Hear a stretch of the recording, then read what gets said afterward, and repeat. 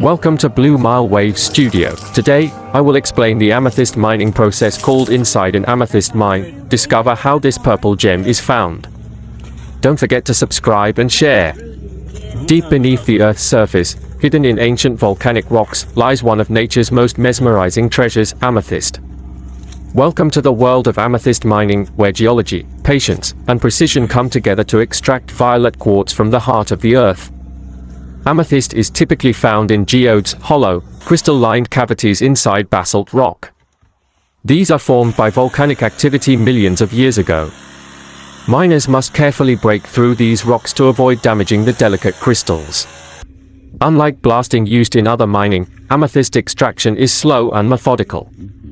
Once the crystals are freed, they are sorted by color and clarity. The finest stones, rich, deep purple with flashes of red and blue, are set aside for high-end jewelry.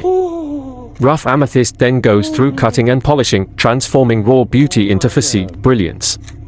From deep earth to dazzling gemstone, the journey of amethyst is a stunning reminder of nature's artistry. Whether worn for its beauty or cherished for its spiritual meaning, amethyst's journey is as captivating as the gem itself. Before a gemstone becomes a brilliant, facete jewel, it must first be mapped. This is gemstone mapping, the art and science of studying a rough crystal to unlock its full potential. Modern cutters use 3D scanning to digitally map the internal structure of the gem. This reveals inclusions, fractures, and growth lines invisible to the naked eye.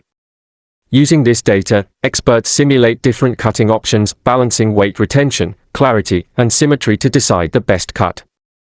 The goal is to maximize brilliance, minimize waste, and preserve value. One wrong cut could mean the difference between a $500 stone and a $5,000 gem. Once mapped, the rough gem is marked, often by hand or laser, guiding the lapidary artist on where to saw, grind, and facet. It's part art, part precision science. Gemstone mapping is what transforms nature's raw beauty into sparkling perfection. After mapping and exporting the 3D map of the gemstone, the gem cutting process begins, and then the gem faceting and polishing follow. At first glance, this may look like just another rock. But hidden beneath its dull surface is a gem waiting to shine. And that transformation begins with one of the most delicate steps in the gemstone journey, polishing.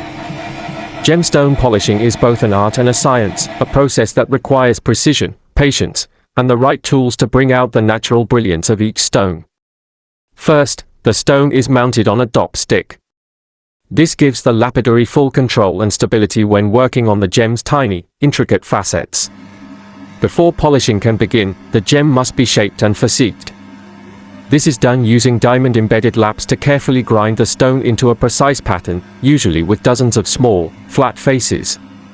Once shaped, the real magic begins. The cutter now uses polishing laps, ultra-fine discs coated with diamond paste or cerium oxide, to smooth each facet one at a time. This stage takes time.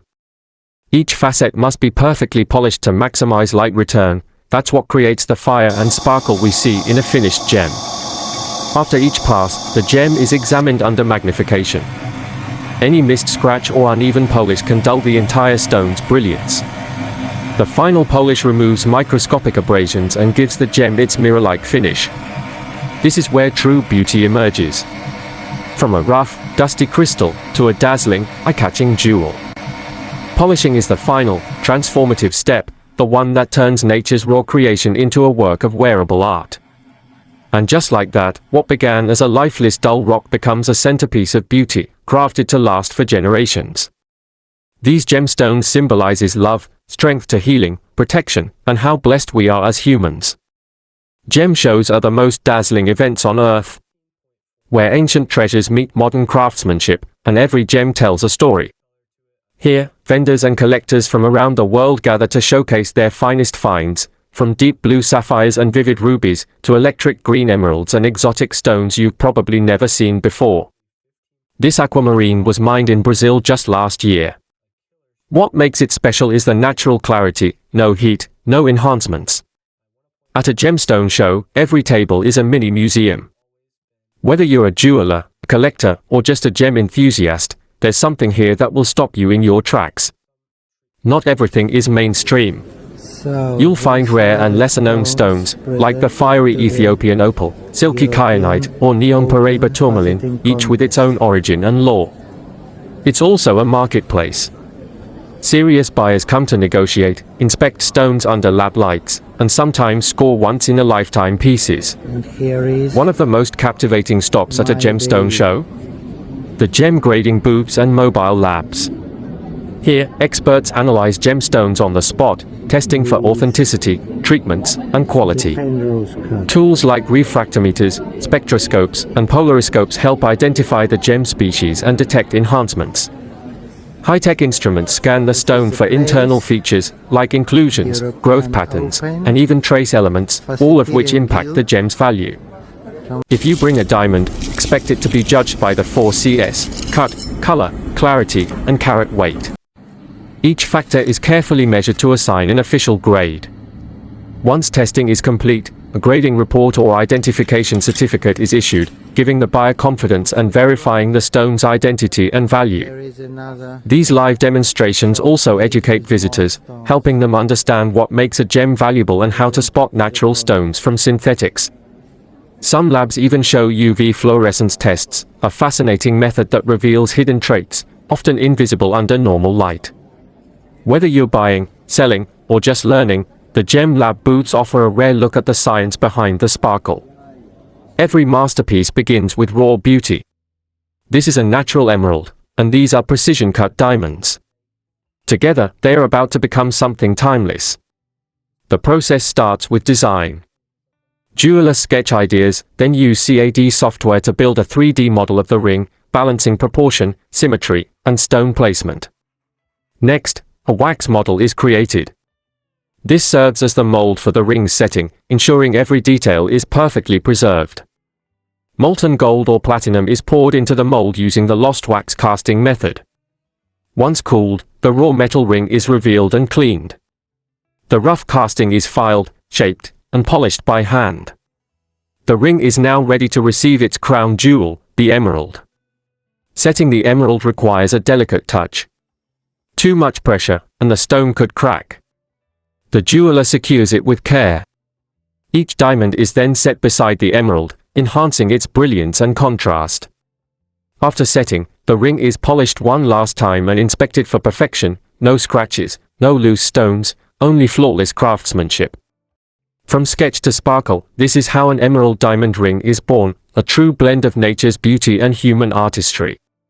Every year, Tucson becomes the center of the gem and mineral universe. Dealers, collectors, and gem lovers from around the world gather here for the world-famous Tucson Gem Show. This gemologist specializes in colored gemstones. Today, I'll walk you through some of the most fascinating polished gemstones here at the Tucson Gem Show, from the classics to the truly rare.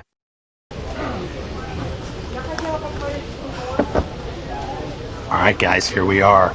And let's be clear, this is for the Insta, right? This video's for the Insta.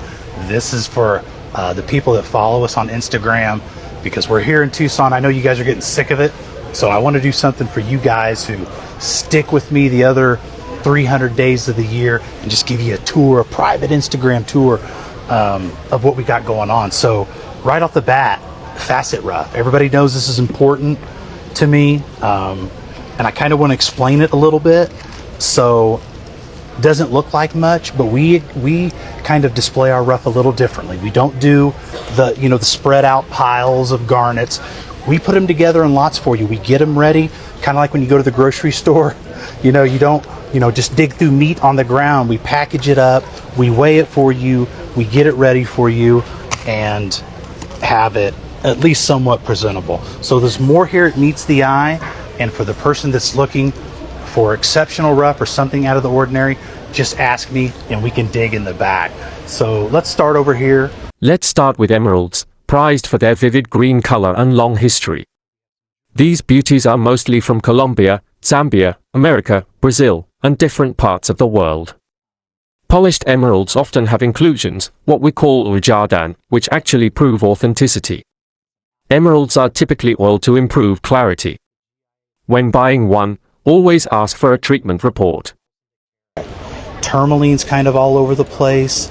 You're looking at 150 a carat, 300 a carat. Some Dambarite, you guys might remember me cutting. We have nice Burmese spinel. A little bit of the Oregon Sunstone left. Opals are showstoppers, each one is unique. This is a black opal from Lightning Ridge, and here's a flashy yellow opal from Ethiopia. Opals are delicate. They are often polished as cabochons to protect their structure. If you're collecting, avoid overly thin stones, they can crack. It's Australian stuff. African stuff, 80 a carat, 40 a carat. You tell me what's important. You tell me what you think your price point is. Moving along, we've got... Sapphires aren't just blue. Here at the show, you'll find stunning polished sapphires in every color, even color-changing varieties. Polishing sapphire takes skill. It's a 9 on the Mohs scale, so it's tough, but that hardness helps it take an amazing polish. You guys see me cut these throughout the year. 400 a carat on these. And when you see the price of some of the Sri Lankan Ceylon material, you're going to understand why these are so hot. Moving on. Hottest stone of the show again. 2 years running. Sierra, how many of these have we sold? More than I can count. I would say 30 or 40 stones. So we've cut a lot of them. Here are... Garnets are incredibly underrated. This deep pink rhodolite is stunning. And check out the brilliance in this spessartite, it glows like fire. Garnets don't need treatments. A clean polish brings out their natural luster beautifully. Means whenever buying rough and you get handed a handful of stones, one of the only ways to tell the difference between spinel and garnet is with UV. You don't know how often I see young facetors buying garnets and they thought they were going to be spinel. So for you guys doing that, get a black light, but with the garnets, they'll trick you. These actually glow red, and they're about $300 a carat, which is a great price for open pink garnets. Finished jewelry. Guys, if you need gifts, let's not forget we're about a week and a half away from Valentine's Day. Stackables, natural, diamond, emerald, sapphire, more diamonds, hefty. Look at the baguettes in this. Look at that fine work. My buddy Abden in New York did all that by hand. These are all custom pieces. Let's just set these to the side. Moving over here, we've got some of the bigger stones, more of the collector pieces, because let's be honest, you're not going to be setting a 16 karat or 19 karat sphalerite. Sierra, let's show them some of the spinel. Spinel used to be the underdog, but not anymore. These red spinels rival rubies, and they are all natural. No treatments. Zircon, not to be confused with cubic zirconia, is one of the most brilliant natural stones. Its polish gives off a diamond-like fire. Guys, all of these we have with a complete AGL lab report that's not only going to tell you the treatments, but it's also going to tell you the origin. We only do the best reports for the best stones. We've got you covered, don't worry. We don't like to view them as an investment, but we want to treat them like they are. Let's move along. Over here, we like high carat gold. We've got plenty of that. We've got 18 karat gold men's bracelet, 22 karat women's diamond. We've got a couple Rolexes, diamond earrings, pearls. Everybody knows pearls are going crazy. Tenfold over the last couple of years. Not ours. Cultured pearls. We got copper, pastels, whites, $400 a strand. 14 karat gold clasps. Natural diamond, gold clasp, double knotted. Come on over here. Sierra, keep it going. Bathed in soft light, the tanzanite pendant reveals its secrets, a rich, velvety blue with flashes of violet and hints of burgundy. This isn't just color, it's magic born beneath the earth, over 500 million years ago. Tanzanite's pleochroism makes it dance with every movement. Tilt it once, it's royal blue. Tilt it again, it turns violet, almost purple. That play of color? It's one of the reasons collectors chase this stone. Blues, we've got big, we got small. Blue zircon, one of the most misunderstood stones in the gem world. Don't confuse it with cubic zirconia. This is a natural gemstone with intense sparkle and fire, often rivaling diamonds. Zircon is all about light and brilliance. Together? A perfect contrast of cool intensity and fiery brilliance. $200 a carat. Guys, that's an 11.5 carat stone. More jewelry, you say? Yes, more jewelry. Valentine's Day, Eternity Band, natural diamonds. $5,400. We're going to do a show price of $4,000. That's 18 karat gold. Great quality diamonds, clean as a whistle. Natural emerald, diamond, sapphire. Over here, look at these sphenes. Oh my God. Aquamarine offers icy blue beauty and is often cut in emerald shapes to highlight clarity. Meanwhile, tourmalines come in endless shades, from hot pink to vivid green. Look at this watermelon tourmaline, green on the outside, pink in the center. A good polish enhances the color zoning and clarity. Are you not liking that? Is that crazy? Imagine the earrings you can make with those. And obviously you guys have all seen me cut these stones, so I'll cut it short on them. But here's the ones you guys remember. I cut these with you all winter long, and this is the end result. Out here in the cabinet, in the case, under the lights. We get them where their final home is going to be, here before they move on. And for you guys looking for lots, looking for a lot of stones, maybe you want to get into selling gemstones, we have those too for you. We have lots, we have amethyst, we have Next up, rubies. The finest rubies, like this one from Myanmar, have a deep red color with a hint of blue, called pigeon's blood. Notice the polish, rubies have incredible luster when physiqued properly. Heat treatment is common in rubies, but untreated stones with strong color and clarity can fetch astronomical prices. We'll go ahead and wrap this up, but we're going to show you kind of some of the heart and soul of what we do.